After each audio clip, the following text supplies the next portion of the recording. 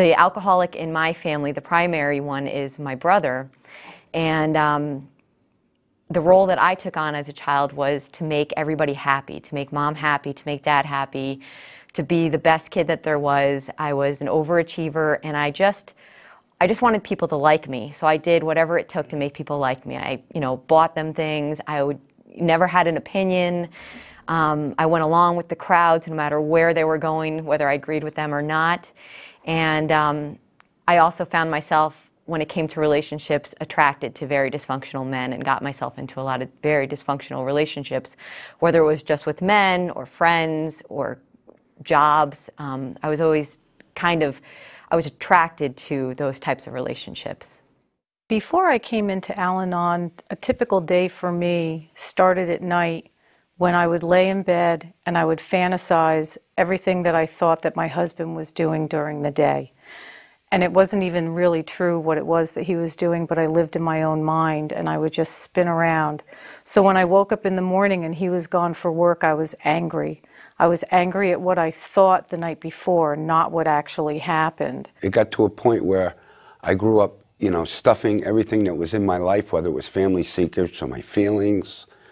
It was very uncomfortable to be who I was. I always ran away when I was young and came back home at night.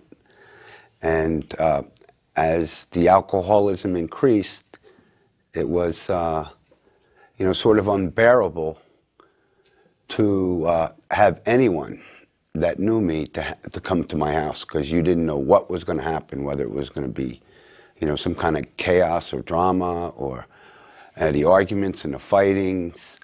It was just, confusion at its peak, and it was scary growing up.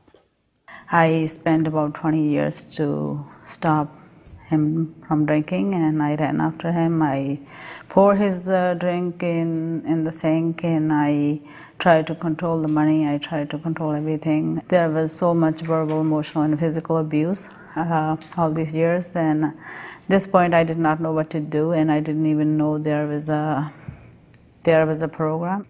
Every day is like you're going in the circles, and still I had such a pain in my mind, my body, my whole being was in pain. I didn't know what to do. My mom was the alcoholic and is the alcoholic in my life. I have multiple other family members who are also have addiction. And I can always remember things going on at home that seemed normal to me, because nobody in my family said that they weren't normal, but they weren't normal. I can remember times when, my mom or whoever she was dating at the time would, fall asleep on the stairs. And even when I say that today, I can catch myself. And they didn't fall asleep on the stairs. They had passed out on the stairs on the way up the stairs. And in the morning, either no one would say anything about it, or we would kind of chuckle about it, or, wasn't that kind of funny how, mom fell asleep on the stairs?